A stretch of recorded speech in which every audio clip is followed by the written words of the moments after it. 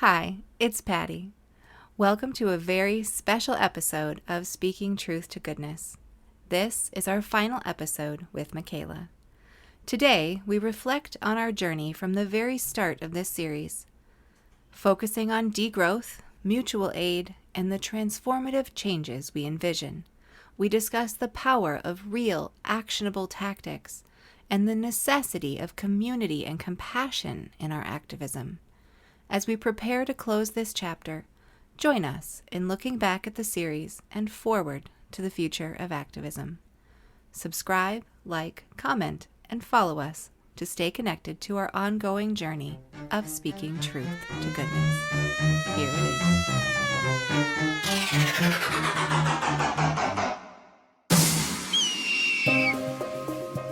I feel like we keep trying to get to the strategy tactics piece, and then we kind of we go around it a little bit, which is fine. We need that too.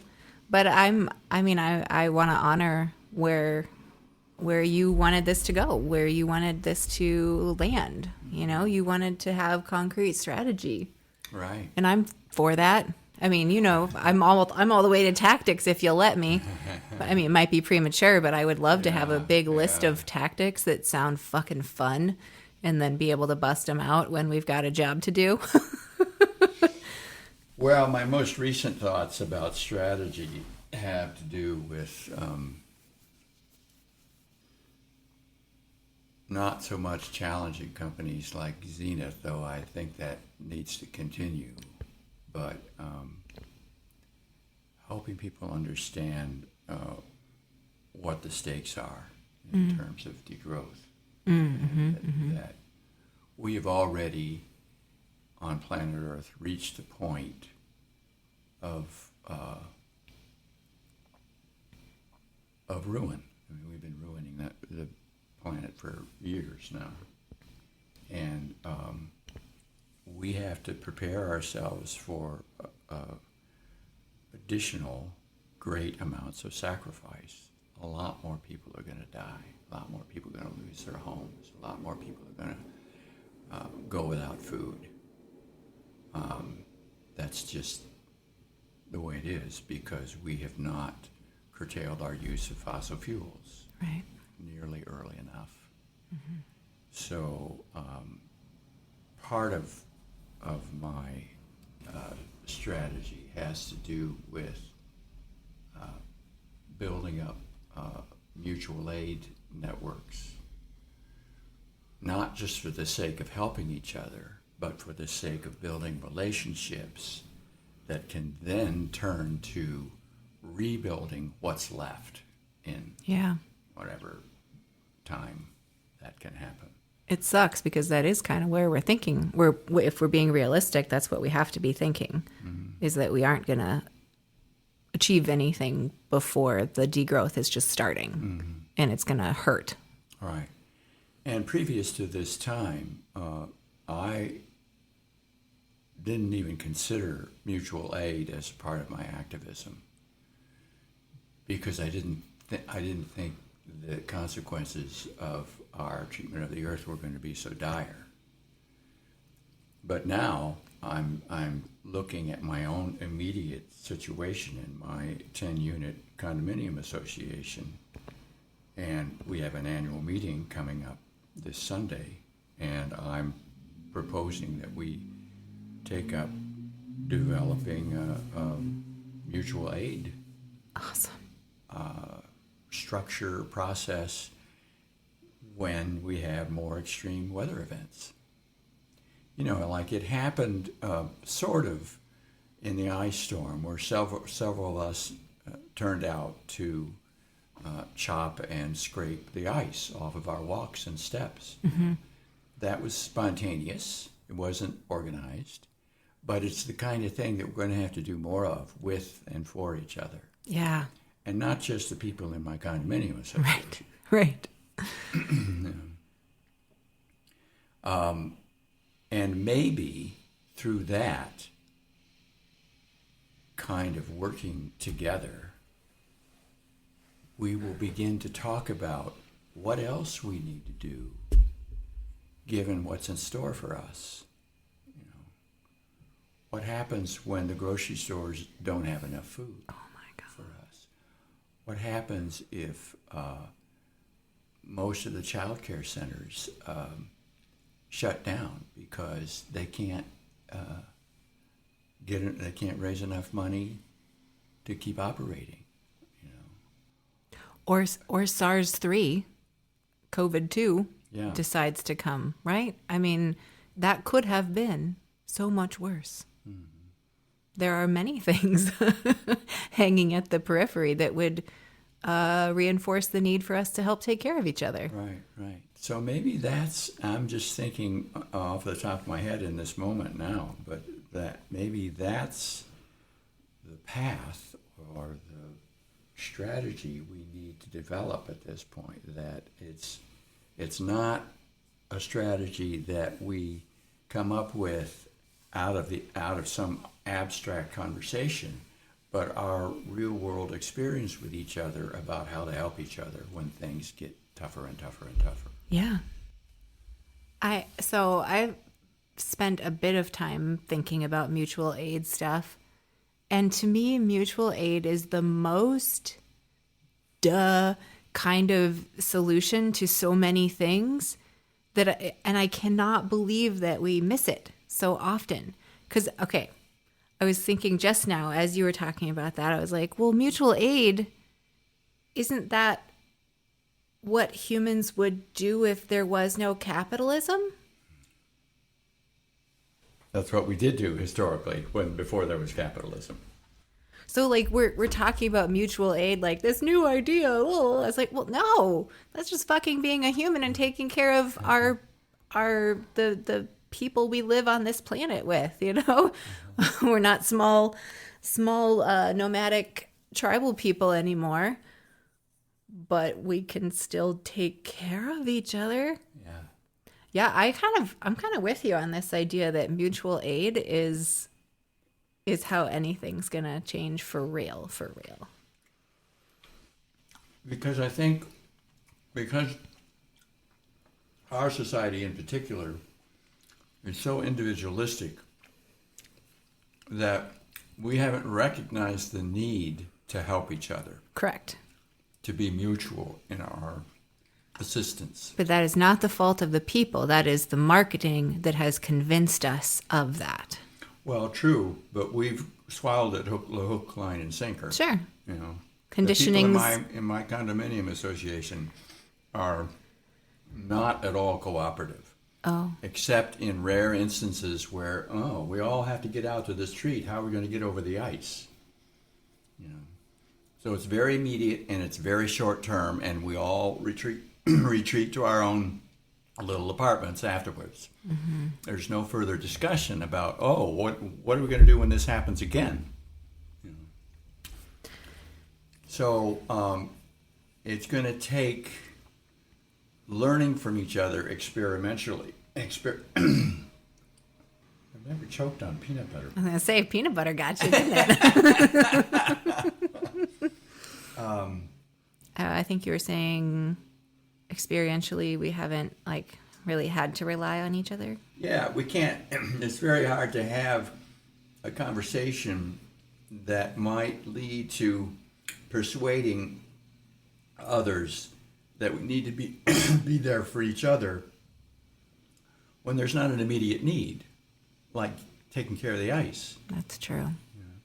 Because that's not how our culture has developed.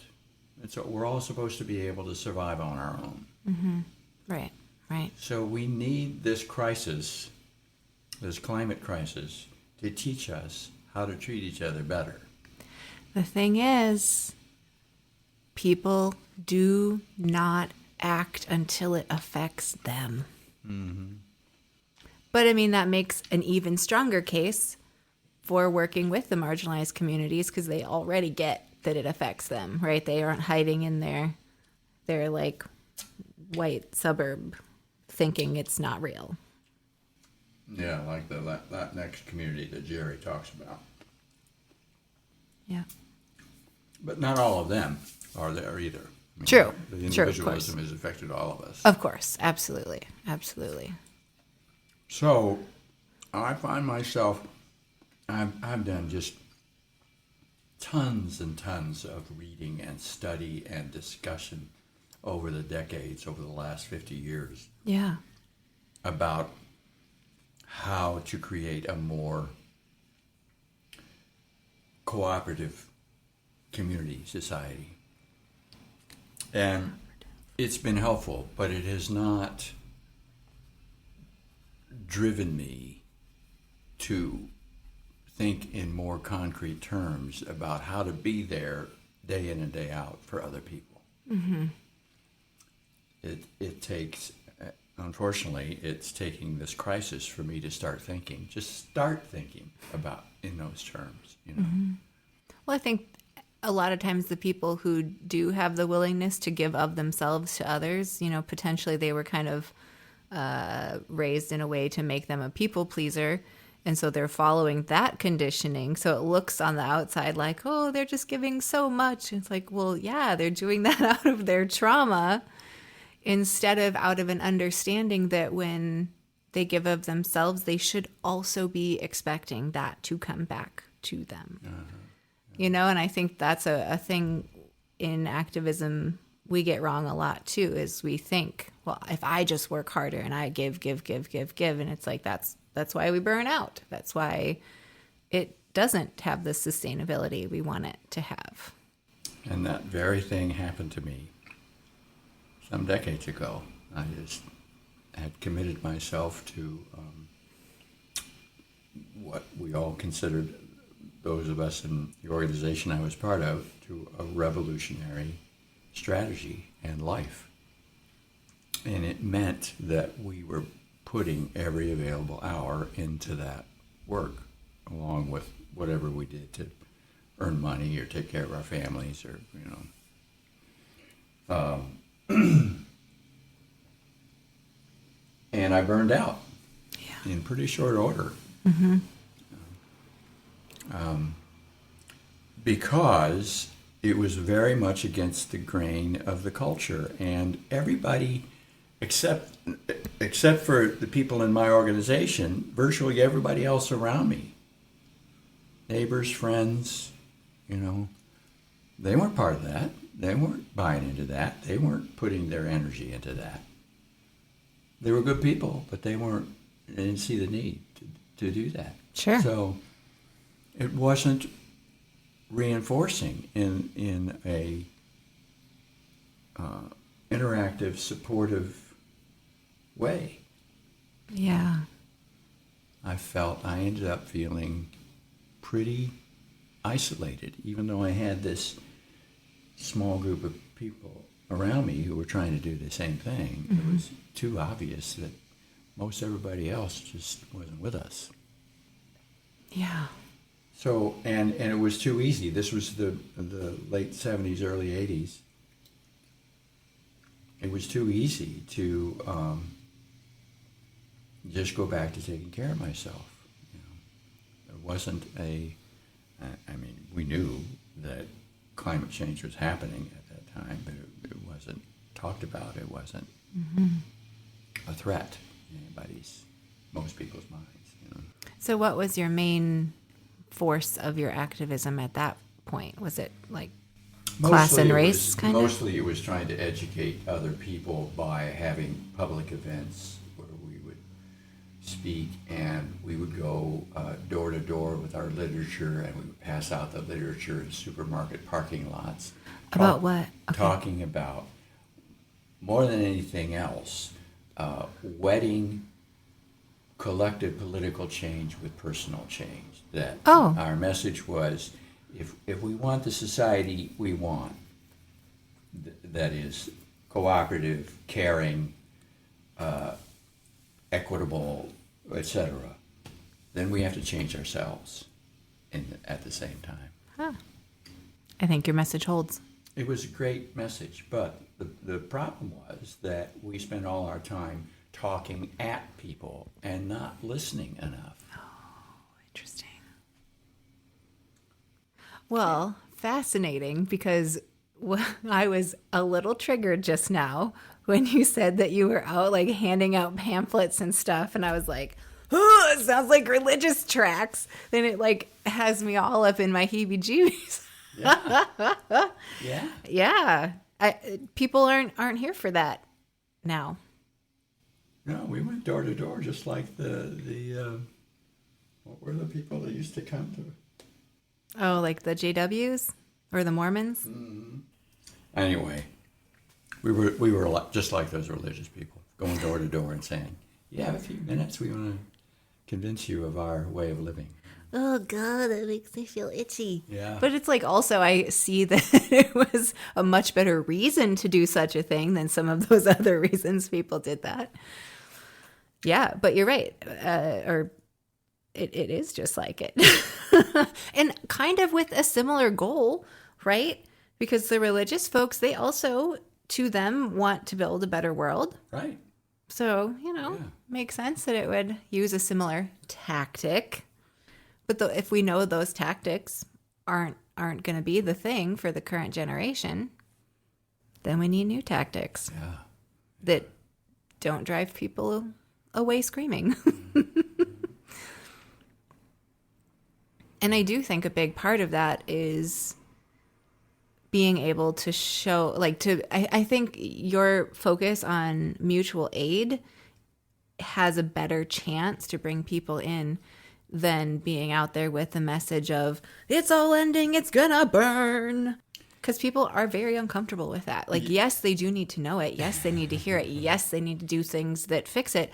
But would they come to a talk about that more? Or would they come to a repair clinic when they've got a broken zipper on their tent? I bet they'd come to the repair clinic if they had a broken zipper. And that's a place where it's not even, you don't even have to tell them. It's being demonstrated right in front of them that people can work together to help each other.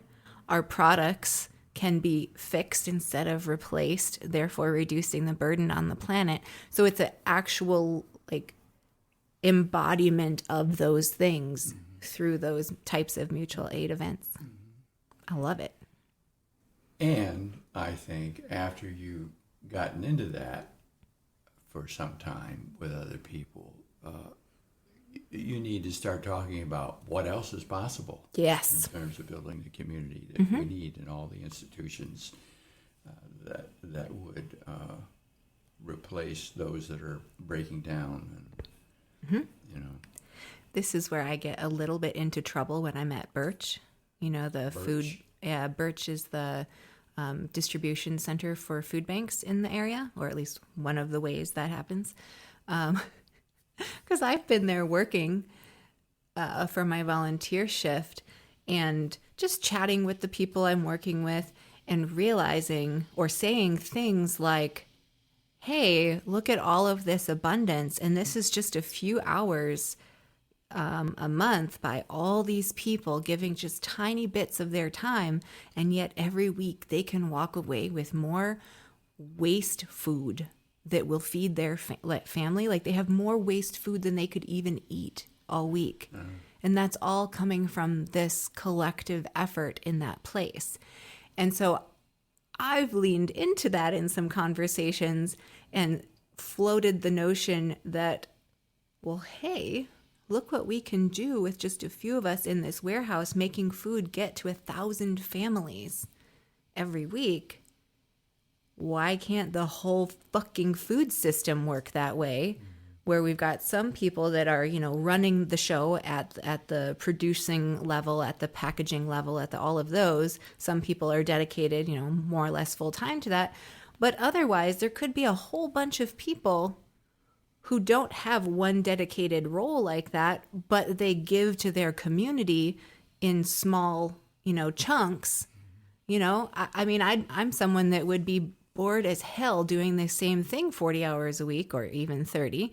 And so if I could build a life where I didn't have to deal with money, but I knew that on Mondays I was over at the food distribution location, and Tuesdays I was, being a runner at the hospital to make sure that things got whatever. You know what I'm saying? Like I have this vision in my head that this mutual aid could blow all the way up and we all have our place where we fit and we work together and just do it because like that's the only thing that's making things happen. We think we need money to make things happen, but no, we don't.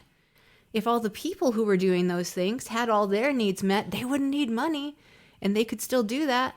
Now, I know there's objections like, oh, human nature, if we just had everything provided for us, we'd be so lazy. Well, maybe a tiny percentage would just like not get on board with the cooperation thing. But I maybe have too much hope in humanity to think that, you know, after some rough years, we could catch on to that notion. Yeah, and what you're talking about is people doing the work, helping each other voluntarily. That's not a free ride. That's, you know. I agree. Because the vision is that our community would have opportunities like that for everyone. Yes. The ones that, whatever suits you. But yet, do we make it a condition of you get your food if you do your work? And that feels weird. Yeah. Right? And so if we say everyone gets shelter, basic income type stuff, right? Everyone, because you exist, deserves to have some sort of shelter from the elements, deserves to have food in your belly that won't poison you. And I would be content in a world where that was provided to everyone by everyone else. And yeah, if there's some people who are legitimately, they've been through shit or whatever, and that's where they want to stay, and they've got their little micro house or whatever we, can make, and they've got some basic food coming in, and if that's where they want to stay, and they're happy there, I mean, okay. But I think people who are cared for and know they're cared for and don't have existential worry about shelter and food are going to blossom and are going to find things where they can give, and I think it will fill them up. So is this a conversation you've tried to have at Birch? Kind of. Well, so when I talk to people at Birch about this idea of, hey, we could just do all food like that, I have linked it just ever so slightly to some of the biblical notions of sell everything you have and give it away and, work with each other kind of stuff. It doesn't land all that well. Right. Well, I think increasingly we're all going to be forced into considering running those kinds of operations for more and more people. That's what the situation calls for. Well, absolutely. Well, and that's the thing. Birch isn't even there to serve like the poorest of the poor. They're literally not there to do that. If you're eligible for SNAP benefits, you cannot participate in Birch. And so they say it's serving the working poor in the sense of like, you don't quite qualify for these benefits, but yet you still can't make it. And why is that making us develop more nonprofits instead of being like, that's a problem and maybe we should make it work differently? But, Yeah, and then you get into having to make legal changes, pass laws that accommodate that kind of business development, and not restricting what you can talk about on the work site. Yes. Well, anyway, that went off the rails a little bit, but... Well, no, I mean, because we started talking about mutual aid, and that's a form of, or at least it's moving toward mutual aid. Absolutely, yeah. And we just have to, one of the cultural changes is that if we're involved in something like Birch, we have to start changing our mindset from I'm the giver and you're the taker. Yes. Yes. That this is indeed mutual, that we need each other. Maybe I don't need it today and you do, but maybe next week or next year I'm going to need it. Exactly. Well, and that's how I think that Birch has lasted as long as it has in my life, that I've been willing to give my time to it. Because it's not just me going out there for a couple hours a week and that's it. I get to go through and shop. And it's a huge supplement to my family's grocery budget. So, I suppose the value of each of those contributions could be weighed and someone could get, really nitpicky at parsing that out. But what I know is that it takes a big effort for me to get out there and give half a day to being out there volunteering. I help train new people on how to do the shopping there and that sort of thing too. So it's an effort from me.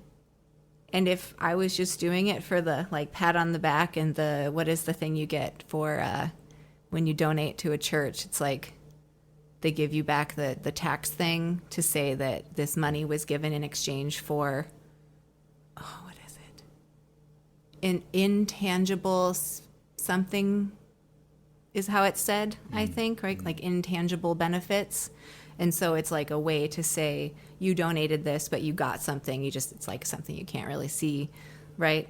So there's that. But so if you're giving of yourself, if I was going over to the food bank and volunteering and just going home again, I think after a while it wouldn't be sustainable, right? For one reason or another. But since I go there and I do that, and I also pick up groceries for the week, well, I'm super happy to do that. And I don't even care that it takes me two and a half hours longer than it would if I just went to the grocery store. I'm happy to do that because it is benefiting me in enough ways that my family isn't lacking because I gave time to that place. And I feel like it's honoring my time, right? And I know, that's the intangible part, is I know that I'm contributing to 1,000 families getting fed that week. And I'm taking 1,000 families worth of food out of the waste stream. That's fucking cool. I'd love to say I would do it for nothing in exchange. And I probably would, because I care enough. But it would burn me out.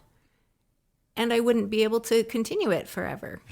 Right? Yeah. I mean, it might not be forever anyway, but you know what I'm saying? Okay, sorry, I'm so rambly, but the church I grew up in, the cult, Doomsday Cult, the guy, Herbert W. Armstrong, who started it, he would rant. I mean, he was pound the podium kind of preacher. So he would rant about this being a get generation instead of a give generation. And, he wasn't wrong, and I think I've taken some of that mindset with me into adulthood, and I see it, but now I have the nuanced layer of if someone's giving, someone is getting the thing that's being given. And so all of a sudden that was a little bit of freedom from whatever guilt I felt about I get to take home all this food for 2 hours of work, right? It was no, that's an acknowledgement that I gave because look, it was given to me too. And we're both better. That's what Native Americans call reciprocity. Oh, there you go. Or mutual aid, I suppose, is right in there too, although that comes with some more,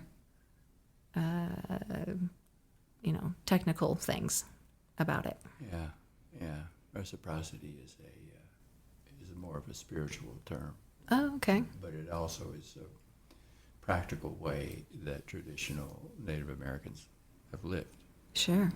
And it doesn't. It's not in reference only to what happened between people, but between each of us and the earth. Mm-hmm. So you don't take any more from the earth than you give back. Wow. Yeah. That again, it makes me think. Oh, that's how humans do it without capitalism. Right. It just is. If capitalism just didn't exist, that's just what humans would do. That's what they have done for a long time. Mm-hmm. Most of us have lost that skill. I mean, they dealt in power in other ways, though, don't you think? Oh, yeah. I mean, they weren't perfect, and there are even instances where areas of land or areas of nature were defiled by Native Americans. But over time, they kept learning from their mistakes. Yeah. They didn't repeat it the way our culture has. Right. They didn't infuse it with a notion of material personal gain. Right. I mean, the whole idea of material personal gain makes so little sense. Especially to a population that by all accounts should be doing well for every human within it, with such abundance. Well, we thought that was the path we were on, Yeah, or at least we convinced ourselves of that. sure. Well, if you weren't convinced of it, you weren't probably going to work on it. But it seems like mutual aid has stuck with you as the idea of something that's still grabbing me. I would say it hasn't stuck with me until recently, but it's grabbing me now because it seems the best way to respond to the urgency of the situation. Mm-hmm. Like we can't shut down Zenith Oil in the foreseeable future. We can't change how our local government and our fellow citizens make decisions in the short term, even though this restructuring of Portland's local government is in the offing. There are a lot of people who are very hopeful about what that's going to produce. I'm enough of a cynic to think that there's a good chance that it will be commandeered by traditional politicians who will figure out a way to gather power to themselves once again. But it's a good attempt. I think it's worth trying, and it certainly is a good turn that we're going to have more people serving on the city council with the chance of them representing more diverse communities. Mm-hmm. But the Wheelers of the world are still going to try to hold on to their power as much Sure. as possible. Yep. Well, and isn't that the beauty of mutual aid, is the Wheelers and the corporations of the world, their power lies in the financial aspects. But mutual aid renders that money a little bit more moot. Mm-hmm. And I love that. Yeah. Our willingness to just do for each other it's a model for divesting ourselves from capitalism. Mm-hmm. Mm-hmm. Speaking of generational differences around stuff, I guess, it makes me think of the Amish. Not really generational difference, but, they act in the ways of a previous generation. Yeah. And they are very good at that. Barn raising? Yeah. Hell yeah. We could learn from that.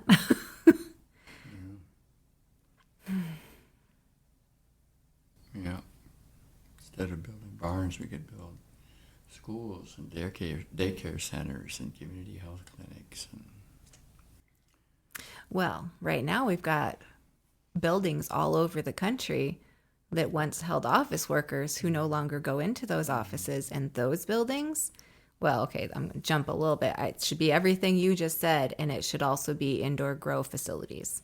Yeah. Because growing food indoors is food that isn't destroyed by a freak storm. Oh, yeah. I have big feelings about that. Uh-huh. Yeah. Hydroponics? Something like that. Mm-hmm. Yeah. I mean, I think it's the whole idea of adaptability is probably my biggest one when it comes to climate change, because I think I'm kind of with you. Maybe it's cynicism to think, what if we don't change those things? What if we can't get Zenith off the land?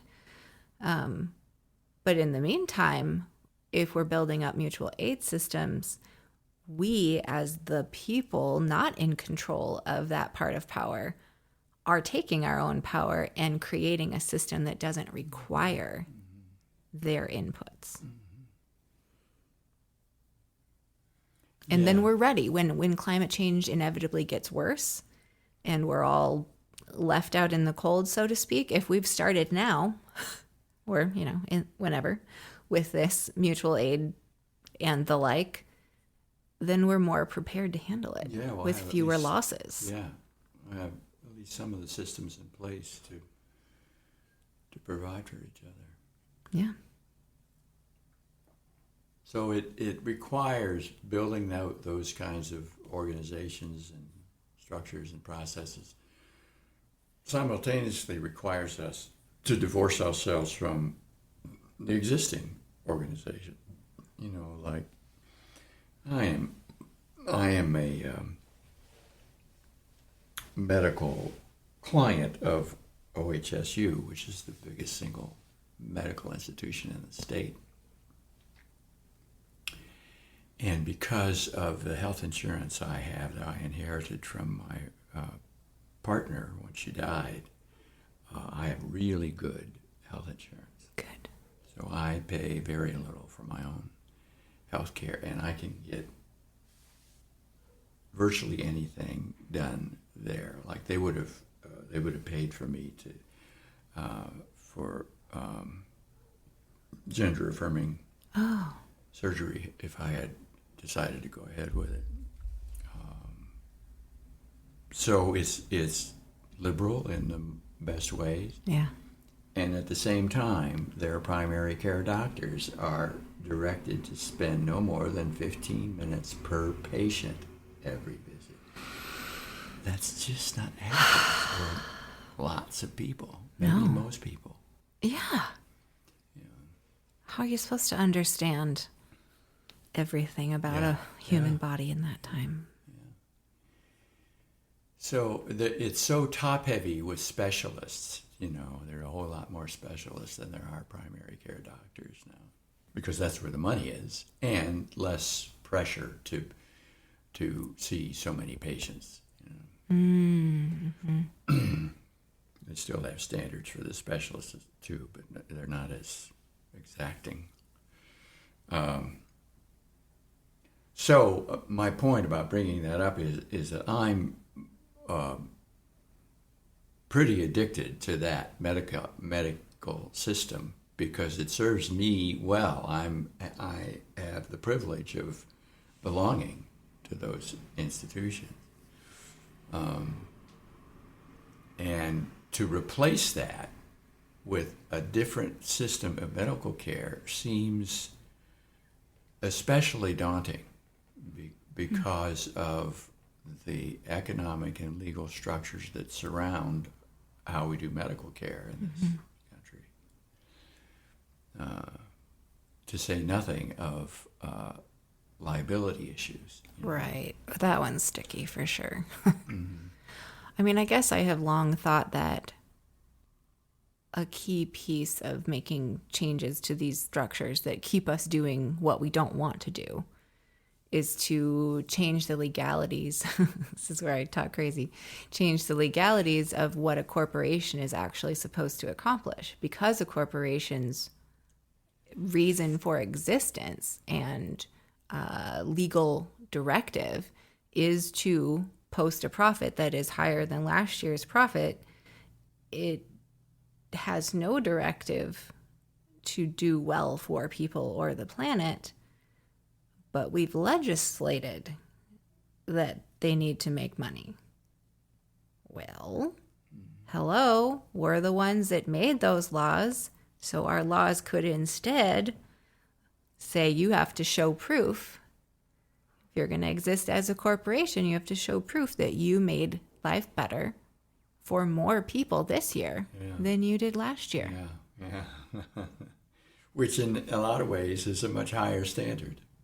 True, and not numbers, so harder to measure, right? And so how do we do that? Like that, but that's not a reason to throw out the idea. Right. There's a billionaire out there, I forget his name. He understood this. or understands this, and he has done a few TED Talks, and he's trying his hardest to talk to other billionaires. Like, here we are trying to be white people talking to other white people. He's a billionaire that's like, hey, everyone, if we're not careful, the pitchforks are coming. Right. And he's very no bones about this. He is trying to say that, like, hello, billionaires, y'all need to do better. You need to make sure the people below you have a good life. I think I've seen that guy. I can't remember his name. Yeah, he looks very like a billionaire. Like you could step off a yacht, right? But he sees it. So good on him for even being willing to say anything. We keep going through this till we land in a place where we have something bigger to do than seems reasonable. But I think it's still worth talking about. You know? Oh yeah, it's huge, but it's undeniable that we have to, over time, over a long time, we have to do it all. Mm-hmm. But mutual aid is something that we can do right now, and it is happening. But we need more people. Did we do it? Did we solve the world's problems, Michaela? Oh yeah, I think so. We could go home now and eat paella.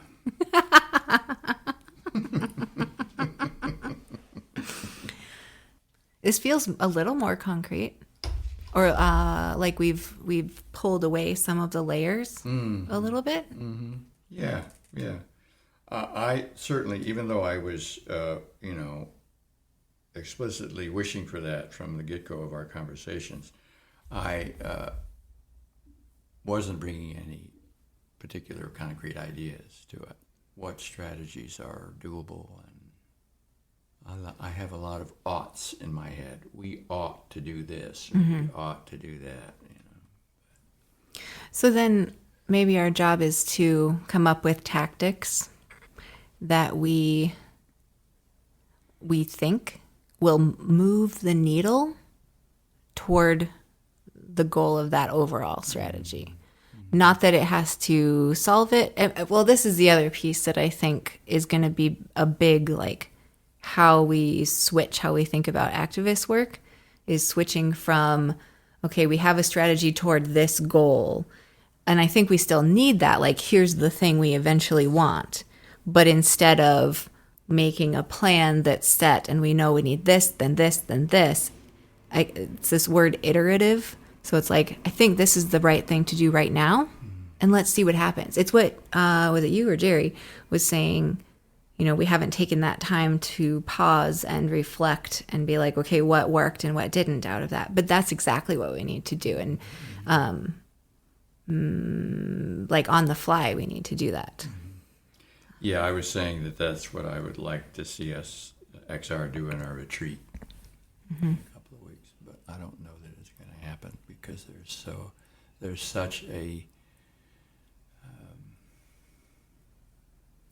desire to be acting, to be doing actions. And I think that feels good at some level. But there's also an admission on the part of many people in XR that we're not being effective. We're not getting where we want to go. Mm-hmm. Well, if it's a social club to soothe our own feelings about what's going on in the world, I mean, great, but then that's not what our stated goal is. I don't think anybody would want to admit that that's what it's about, but that's a lot of what's going on. Because it is fun. If you enjoy the dynamics of a day of an action, like the plays, the music, the setup, and that's super fun for you, great. I mean, we need those folks. Mm-hmm. But just doing that piece isn't the whole darn thing. Right. And the way I got caught up in it, and continue to be caught up in it, is that it keeps me from feeling despair. Yeah. Even though I don't see us being effective, it's better than being depressed about the world, which is what I was for a while. But that's connection with people too. Yeah. And you get to, at least, no matter what the outcomes of those actions are, then you've got a, like, so what am I looking for? That that space then to have someone to bemoan our situation with, or, to know that if we're going to be in this terrible situation, at least we're in it together. Uh-huh. Yeah. Yeah, the very negative term for that is pity party. I think you're right. I think probably the thing that more people than on any other issue, more people said what was most valuable to them about XR was the social connections, community, relationships. Mm. So it's important. I mean, that's, can't be what it's all about. But Right. without that, we wouldn't even attempt the other stuff. Right. Wow. Okay. That was good.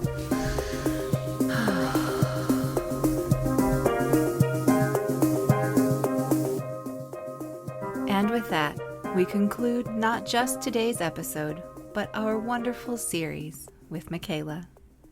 From strategies and tactics to deep dives into degrowth and mutual aid, we've covered vast landscapes of thought and action. This final episode rounds out our discussions, focusing on the power of community, the importance of real support systems, and the hopeful prospects of upcoming political changes. Jerry, Michaela, and I thank you for joining us on this transformative journey. Continue to engage with us, keep the conversations going, and remember to carry forward the compassion and critical thought we've shared. Subscribe, comment, and follow us as we continue to advocate for change and speaking truth to goodness.